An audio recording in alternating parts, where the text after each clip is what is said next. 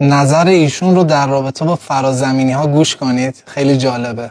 شما هر چی هم که بگی از نظرم موجودات فضایی وجود داره،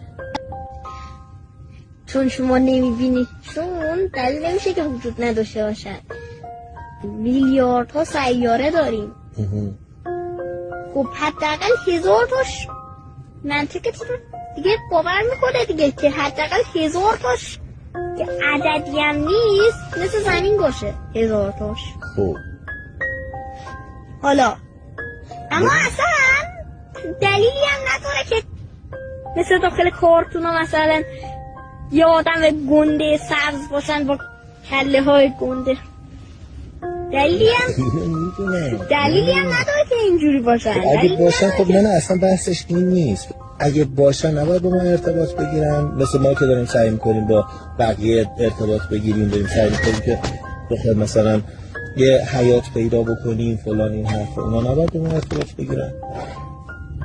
اونا چرا باید با ما ارتباط بگیرن؟ چون نکته ترسناکش دقیقا اینه.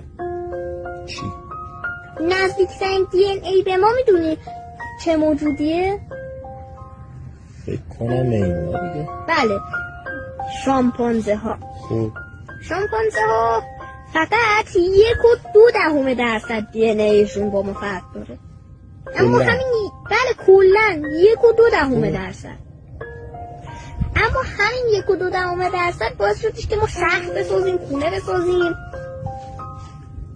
ماشین بسازیم، ربات بسازیم، گوشی بسازیم، کامپیوتر بسازیم.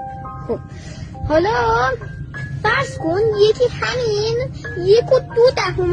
1.2% از ما بالاتر باشه، ما براش مثل شامپانزه میمونیم. راستی به این نکته توجه نکرده بودم. ما براش مثل شامپانزه میمونیم.